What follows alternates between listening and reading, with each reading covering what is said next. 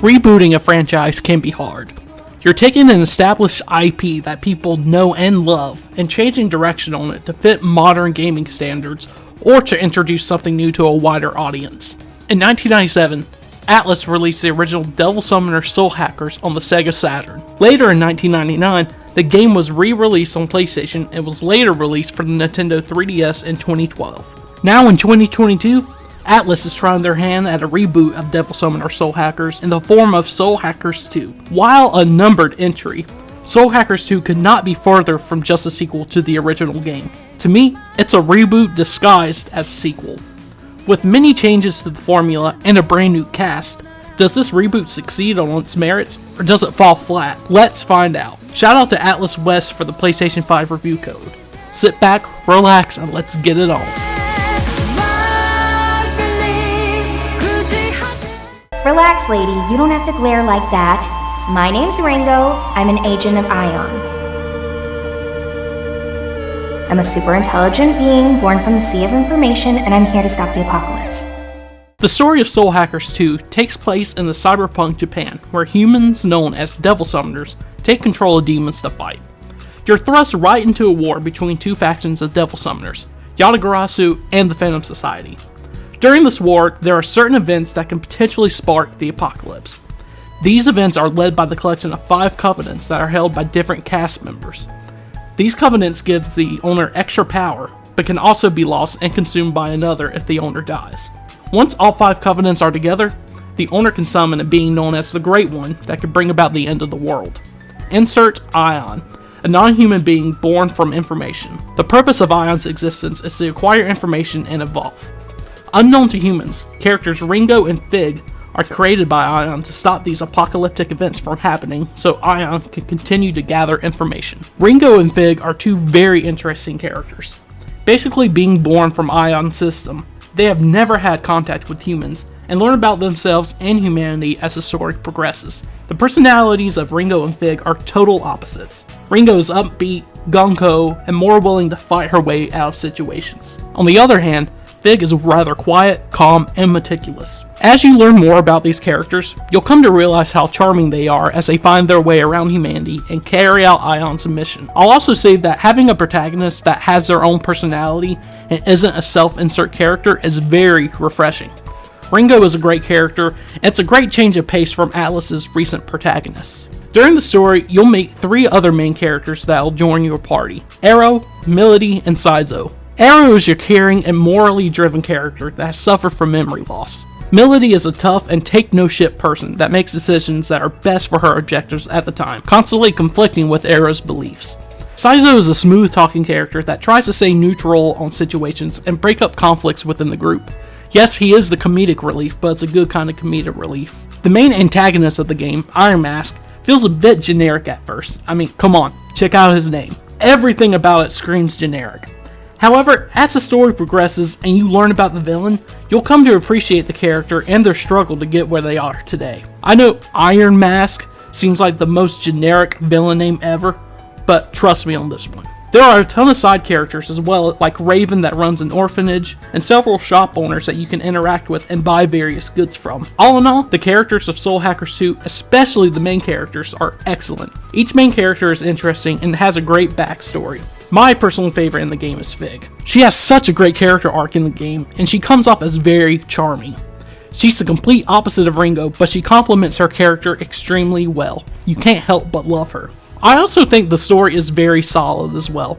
I do have some problems with the pacing at times. Some moments obviously feel bigger than others. There are many twists and turns with the story, and each event can lead you into a tailspin with how you think everything will turn out. It's a mixed bag, but honestly, I was really happy with how the story turned out and all of its twists and turns. Overall, I'm happy to have another Megaton game that places emphasis on story and characters rather than focusing on its core gameplay. And speaking of gameplay, fire!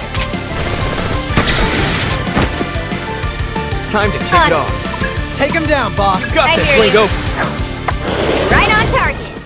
Of course, Soul Hackers 2 is a turn-based dungeon-crawling JRPG. Its combat is your standard of focusing on enemy weaknesses while conserving MP kind of deal, but with a twist. Very reminiscent of Persona 5 and Tokyo Mirage Sessions, The action in Soul Hackers 2 is very fast-paced. You can walk around the map and strike an enemy and down them before a battle, another similarity to Tokyo Mirage Sessions. If you do, there's a chance you can acquire a bonus strike as the battle begins. During the actual combat, the camera zooms in on your teammates as you choose their next action, and as you hit an enemy's weakness, you can attack additional times. Soul Hackers 2 introduces a mechanic called Sabbaths, akin to the all-out attack of Persona 5, where your party attacks your enemies in unison to deal extra damage to them. To initiate a Sabbath, you need to strike at an enemy's weakness. When you do, a value is added to your stack meter on the top right-hand side of the screen. At the end of all your team's turn, you can attack with as many demons as you see on the value of the stack. Strike 2 weaknesses, 2 demons in your Sabbath. Strike 1 weakness, only 1 demon in your Sabbath.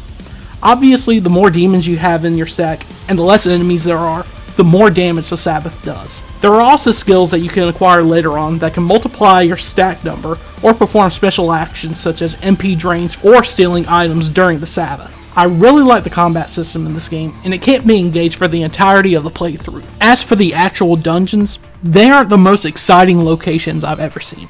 The dungeons can be long and tedious at times, with little to no difference in the scenery the entire way through. Just the same bland layout the entire time. Inside the dungeons themselves, you'll bump into your own demons that will provide you with various items or HP and MP healing. There's also a chance you'll be able to walk up to a demon in your stock that'll lead you into a negotiation with a new demon. Demon negotiations have been streamlined in this game, for better or for worse. A demon will ask for money or items in exchange for them joining your party. No fuss, no RNG, just either you have the items and the level requirements to own them, or you don't. Of course, this might resonate with some people, or it might turn loyal Mega 10 players off. I'm kind of in the middle. It really speeds up the process of demon negotiation, but at the same time, it's kind of a turn off your brain ordeal now. Before we move on from the dungeons, I have to talk about a huge aspect of this game, the Soul Matrix. These are 3 extra dungeons that you explore that are directly linked to your party members. There's the Soul Matrix for Arrow, Saizo, and Melody. You progress in these dungeons by expanding your soul levels in the real world, by hanging out with your teammates at Bar Hydrant, or by making choices in the story that will raise a specific character's soul level. As you progress in these soul matrices, you'll notice it's basically the exact same ordeal every time you enter a new level in the dungeon. Defeat the enemies in these very long and tedious ordeals, and traverse its sometimes annoying puzzles. Defeat the various floor bosses to move on to the next level. I don't really like these soul matrices at all. They take forever and are bland to look at. And on top of that, if you want to get to the true ending of the game, you have to complete up to the 4th level of each soul matrix. However, there is one saving grace to these soul matrices. As you progress throughout the dungeons, you'll learn more about the party members as various flashbacks will play as you complete floor bosses and events to the next level. These scenes that play out are usually very interesting. They give you more perspective on each character. Not only that, but you'll also learn special skills for you and your party members as you traverse these dungeons. While these positives don't save the soul matrices completely, I figured it was worth mentioning as they were the only things that were keeping me from skipping them entirely. Now, let's talk about the gameplay outside of the dungeons and combat. There's an overworld that you can explore and shop for various items. For example, you can walk through the city and visit the Compsmith to upgrade your weapons and give your team permanent attack boosts. You can visit De La Mancha and buy various items for your party, such as HP healing items and stat boosts. You can also visit Club Creations, where you can take on various side missions and earn rewards that will help you in battle. While these side missions can be boring and brain dead at times, it's almost a requirement to complete them, as some quests will help you upgrade your soul level for your teammates. One other place you can visit in the town is a circus tent with a name I can't pronounce at all. Here, you'll meet Victor, and he gives you the ability to summon and fuse demons at will. Honestly, fusion isn't anything special compared to other Mega 10 titles. It's your standard affair with no surprises built in. Not bad, but not great. All in all, it's nice to walk around town, but it gets boring after a while since you encounter the exact same people and demons every time you visit it. To summarize the gameplay, the combat really shines bright during Soul Hackers 2. It's a fast-paced battle system that you won't tire of, even after your 35 to 45 hour playthrough of the game. While the rest of the gameplay outside of combat doesn't completely succeed and defy expectations, the combat itself is strong enough to make you stick around until the story's conclusion. Now, this is usually where I move on to the sound portion of my review, but I have to mention something that has really put a damper on my feelings towards this game, and that's the DLC. I'm sure you've heard of the numerous videos content creators have put out about Atlus's DLC practices for this game, but let me summarize. Soul Hackers 2 has a ton of Day 1 DLC available for you to buy. No DLC was provided for this review code, but details about the packs are available right now. Of course, you have your standard pre-order DLC, outfit DLC, and your SAT booster DLC, but there's also Demon DLC and Story DLC on Day 1. Not to mention, some demons in the Demons DLC are locked to the digital deluxe version of the game and can't be purchased separately. Oh, and did I mention that physical owners of Soul Hackers 2 can't get the pre-order DLC? Nah, just some crappy art cards. Yes, you heard it right. The Persona 5 pre-order outfit DLC is exclusively for digital pre-orders only. Not to mention, but locking the likes of demons like Mara and Moscato in addition to Day 1 Story DLC is very scummy to me. I will say, even though I had no DLC available to me during my review for the game, I do feel as though Soul Hackers 2 offers a complete experience for the base game. But these DLC practices have to stop. Please do not buy any additional DLC if you can stomach it. I thought SMT5's DLC was bad, but this is Atlus's worst going at it so far.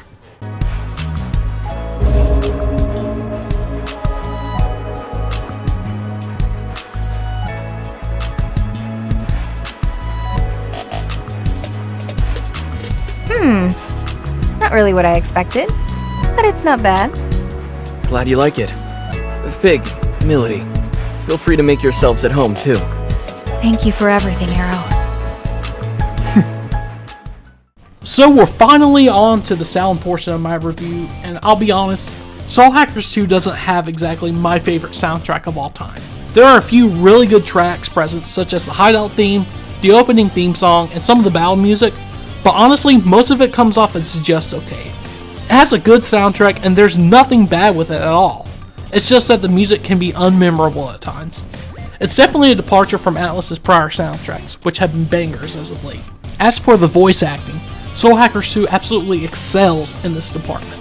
Led by an amazing cast of actors such as Erica Mendez as Fig, Erica Lindbeck as Melody, and Chris Hackney as Kaburagi, Soul Hackers 2 is absolutely filled with great voice acting that elevates the story. Another standout performance includes Zach Aguilar's Arrow, who absolutely knocks it out of the park and conveys his character extremely well. I'm also very happy with Megan Taylor Harvey's performance as Ringo. As I stated earlier, it's really nice to not have a self-insert protagonist that's silent throughout the entire game, and Megan Taylor Harvey just absolutely knocks it out of the park with Ringo. She's absolutely charming, and I love her mannerisms. She's a great main character, and I could not be happier with this cast. Now let's talk presentation. As for the overall environment, Soul Hackers 2 definitely nails its futuristic cyberpunk atmosphere. However, as I mentioned earlier, Soul Hackers 2 can have some bland environments at times, especially inside the dungeons. While the city can also be pretty to look at, it can also get a bit boring after a while, as the environments never change and are filled with the same people throughout the entire game. Now let's talk about the game menus and HUDs. All the menus for Soul Hackers 2 are user-friendly and easy to navigate. All the battle menus are stylish, and the Sabbaths are absolutely badass to watch in action. All in all, I do appreciate the direction this game took with its art. Now as for the graphics, Soul Hackers 2 doesn't have the best graphics in the world, but they're definitely suitable. The game can be very pretty to look at with its bright colors and everything happening all at once. It's a real looker at times, but it's nothing that's going to blow your mind. As for the performance on PS5, the frame rate stays at a very stable 60 FPS at almost all times on performance mode. There's also a quality mode that locks the game at a 4K 30 FPS cap. However, I really do like the performance mode, as 60 FPS just looks so smooth in action, and there's hardly any frame rate dips outside the Sabbaths and everything. All in all, the presentation for Soul Hackers 2 excels, especially in its art direction and its performance. The game's really pretty, and I do appreciate that there is a 60 FPS option. Ringo, just what are you planning to do? I'm gonna try a soul hack. If there's any of his soul left in there, I should be able to gather him up and put his psyche back together. Soul Hackers 2 is quite an interesting game. A reboot disguised as a sequel, the game does stand on its own from its original counterpart. Whether or not fans of the original Devil Summoner Soul Hackers will enjoy this game is hard to say. I can safely say that I really enjoyed my experience with this title. While not perfect by any means, Soul Hackers 2 does a great job of giving its deep story and charming characters time to shine while also having a fun and addictive combat system that'll keep you entertained for the entirety of your experience. While the environments can be a little bland, the exploration a bit to be desired, and the DLC practices surrounding the game to be questionable at best, Soul Hackers 2 is a fun addition to Atlus's catalog of titles, and I hope we see a sequel that can improve upon its formula in the future. So that about does it, guys. That is my review for Soul Hackers 2. I want to know what you guys think. Are you buying this game day one? Are you going to wait for a sale?